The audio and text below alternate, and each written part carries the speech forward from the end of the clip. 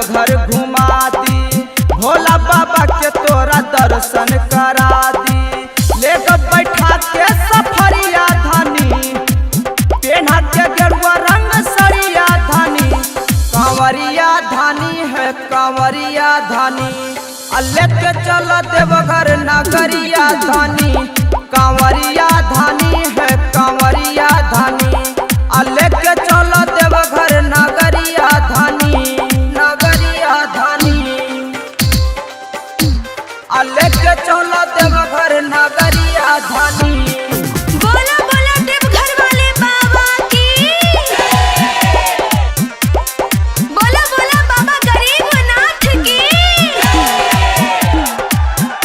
आइल पावन महीना सावन धानी हो, असो चला भोला के भवन धानी हो, भवन धानी हो, भवन धानी हो। जब जैबू तू देवघर रानी, नजारा गजबे लगी, लाखों लाखों कंवरियन देखी मनवा झूमे लगी।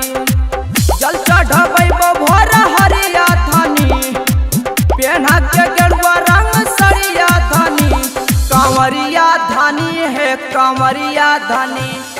लेके चल देवघर नगरिया धानी, कांवरिया धानी है कांवरिया धानी। लेके चल देवघर नगरिया धानी, नगरिया धानी, नगरिया धानी।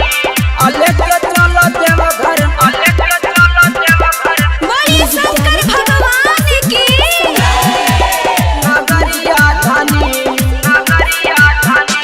जब भोला के चढ़ैबू गंगा जल धानी हो, तोरा मिल जाई गोदिया में फल धानी हो, फल धानी हो, फल धानी हो। गाना धीर सकल देव के धानी, कि जब डीजे पर बजी सारा देवघर नगरिया रानी, कि झूम के नाचे लगी।